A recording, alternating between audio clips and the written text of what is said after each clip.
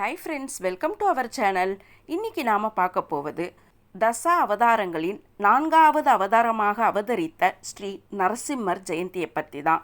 அதாவது விஷ்ணுவின் அவதாரத்தில் 4வது அவதாரமாக அவதரித்த ஸ்ரீ நரசிம்மர். இந்த நாளை தான் நாம் நரசிம்மர் ஜெயந்தி என்று அனுஷ்டிக்கின்றோம். இந்த 4வது அவதாரமான ஸ்ரீ நரசிம்மர் அவதரித்த தினத்தன்று நமது இல்லங்களில் நாம் எந்த முறையில் எந்த நேரத்தில் பூஜை செய்ய வேண்டும். மிகவும் முக்கியமாக தீராத கடன் பிரச்சனையில் இருப்பவர்களும் எதிரியின் தொல்லைக்கு உட்பட்டவர்களும் இந்த நாளில் கட்டாயமாக ஸ்ரீ நரசிம்மரை வழிபாடு செய்ய வேண்டும். பாதி மனித உருவமும் பாதி சிங்க உருவமும் கொண்டவர்தான் இந்த நரசிம்மர். இந்த நரசிம்மர் தூணிலிருந்து தோன்றியவர்.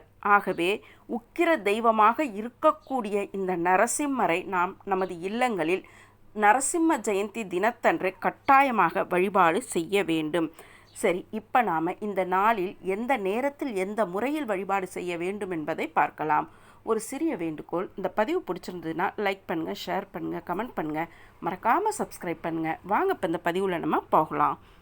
விஷ்ணுவின் அவதாரமான 4வது அவதாரத்தில் அவதரித்தவர்தான் பாதி மனித உருவமும் பாதி சிங்க உருவமும் கொண்ட தூணிலிருந்து தோன்றியவராக இருப்பவர் இந்த நரசிம்மர். இந்த நரசிம்மர் உக்கிர தெய்வமாக இருக்கக்கூடியவர். உக்கிர தெய்வமாக இருக்கக்கூடிய இந்த நரசிம்மரை நமது இல்லங்களில் வைத்து வழிபாடு செய்யும்போது நம்முடைய மனது தூய்மையாக இருக்க வேண்டும். நாம் அடுத்தவர்களை கெடுக்க வேண்டும் என்ற நோக்கத்தில் இல்லாமல் நமக்கு என்ன தேவையோ அதை மட்டுமே நரசிம்மரிடம் கேட்டு பெற்றுக்கொள்ள வேண்டும். உக்கிர தெய்வமாக இருக்கக்கூடிய நரசிம்மர் நல்லவர்களுக்கு நல்லவராகவும் கெடுதல் செய்பவர்களுக்கு அவர் கெடுதலை மட்டுமே செய்வார். ஆகவே தான் நமக்கு என்ன தேவையோ நம்முடைய கஷ்டங்கள் என்னவோ அதை மட்டுமே நரசிம்மரிடம் சொல்லி அந்த கஷ்டத்தில் இருந்து நம்மளை விடுபட செய்ய வேண்டும். சரி, இப்போ நாம் இந்த நரசிம்மர் ஜெயந்தி இந்த வருடம் எந்த நாளில் வருகிறது என்றும் எந்த நேரத்தில் எந்த முறையில் நாம் பூஜை செய்ய வேண்டும் என்பதையும் பார்க்கலாம். 2026 வருடத்தில் நரசிம்மர் ஜெயந்தி என்பது 30/4/2026 வியாழக்கிழமை என்று வருகிறது.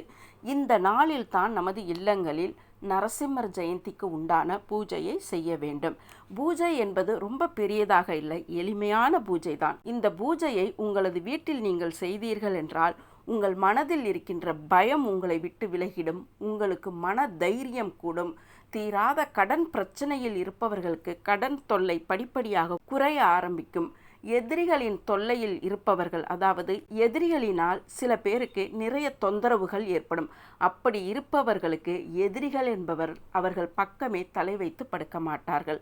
ஆகவே தொடர்ந்து நீங்கள் உங்களது இல்லங்களில் நரசிம்மர் வழிபாட்டை செய்ய வேண்டும்.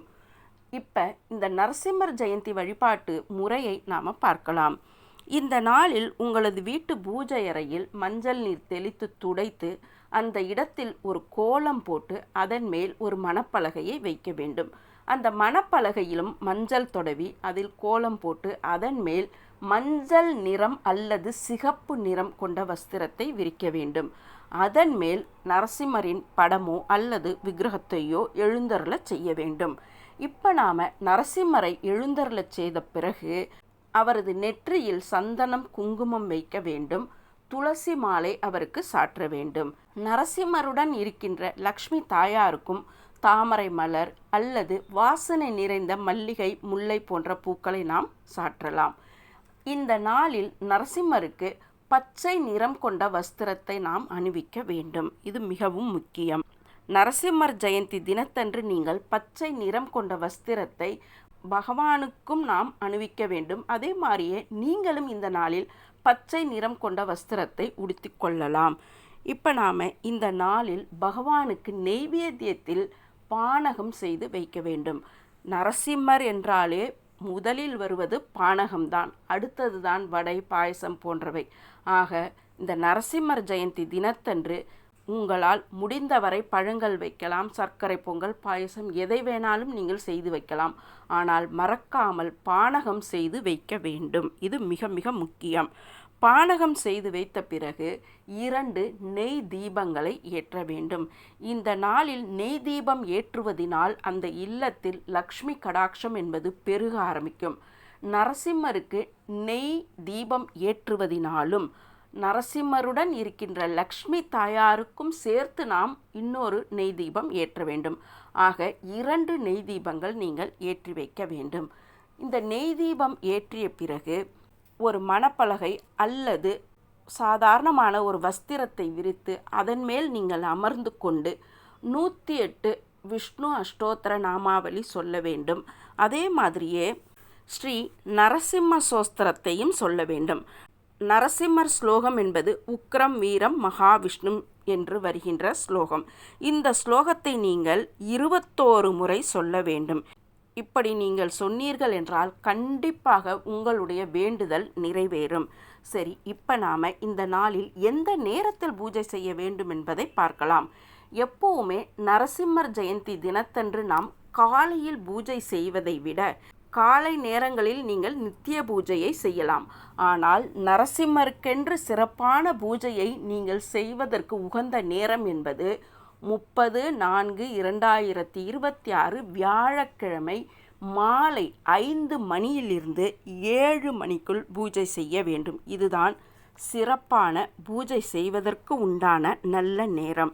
இந்த நேரத்தில் நீங்கள் பூஜை செய்து உங்களது வீட்டில் நீங்கள் நரசிம்மரை எழுந்தருளச் செய்து அவருடைய ஆசீர்வாதத்தை பெற்று உங்களுக்கு இருக்கின்ற கஷ்டங்களை அவரிடம் சொல்லி அந்த கஷ்டத்தில் இருந்து விடுபட வேண்டும். சரி, இப்போ நாம் இந்த நரசிம்மர் ஜெயந்தி தினத்தன்று தீராத கடன் பிரச்சனையில் இருப்பவர்களுக்கான ஒரு பரிகாரத்தையும் பார்க்கலாம். நரசிம்மர் ஜெயந்தி தினத்தன்று உங்களது இல்லங்களில் நீங்கள் நரசிம்மர் பூஜை செய்த பிறகு நீங்கள் செய்து வைத்த பானகத்தை குறைந்தது 11 பேருக்காவது தர வேண்டும். அதாவது இந்த தீராத கடன் பிரச்சனையில் இருப்பவர்கள் தங்களுக்கு இந்த கடன் தொகை அடைய வேண்டும் என்று மனதில் நினைத்து கொண்டு நீங்கள் செய்து வைத்த பானகத்தை குறைந்தது 11 பேருக்கு நீங்கள் கொடுக்க வேண்டும். அது உங்கள் வீட்டில் உள்ள நபர்களாக இருக்கக்கூடாது. அடுத்தவர்கள் அக்கம் பக்கத்து வீட்டுக்காரர்களுக்கு நீங்கள் கொடுக்கலாம். இப்படி 11 நபர்களுக்கு இந்த பானகத்தை கொடுப்பதினால் உங்களுடைய கடன் தொகை என்பது கண்டிப்பாக குறைய ஆரம்பிக்கும். ஏதாவது ஒரு வழியில் உங்களுக்கு பணவரவு அதிகரிக்கும். இதுதான் நீங்கள் செய்ய வேண்டிய மிக முக்கியமான பரிகாரம். இந்த நாளில் நீங்கள் விரதம் இருந்து நரசிம்மர் வழிபாட்டை செய்ய வேண்டும். விரதம் இருக்க முடியாதவர்கள் வெங்காயம், பூண்டு, அசைவ உணவுகளையும் பழைய உணவுகளையும் கட்டாயமாக தவிர்க்க வேண்டும். ஆக இந்த நாளில் விரதம் இருந்து செய்வதனால் கிடைக்கின்ற பலன் என்பது அதீத பலனாக இருக்கும். முடியாத பட்சத்தில் நீங்கள் அன்றைய தினம் சமைத்த சாத்வீக உணவுகளை எடுத்துக்கொண்டு நரசிம்மர் பூஜையை செய்யலாம். இந்த பதிவு பிடிச்சிருக்குன்னு நினைக்கிறேன். பிடிச்சிருந்தா லைக் பண்ணுங்கள், ஷேர் பண்ணுங்கள், கமெண்ட் பண்ணுங்கள், மறக்காமல் சப்ஸ்கிரைப் பண்ணுங்கள். மீண்டும் ஒரு நல்ல பதிவுடன் உங்களை சந்திக்கின்றேன். வணக்கம்.